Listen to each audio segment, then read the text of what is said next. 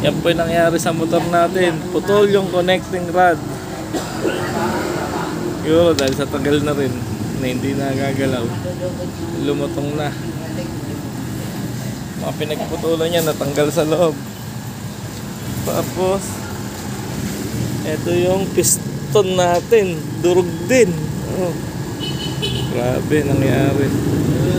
Gastos 7K daw, pero pwede pang bumaba. Ito yung block natin. Yung block. Yung black alam tama. Hindi, umuusok na yan eh.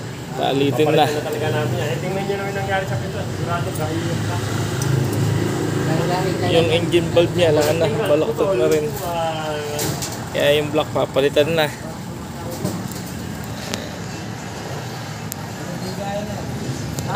Wala na tayong magagawa dyan. Papalitan na natin yan. Kaso linggo ngayon, walang machine shop. Mapapamaka yan, bibiyakin, naalisin yung mga ribaba. Konting ano na lang, mabibi.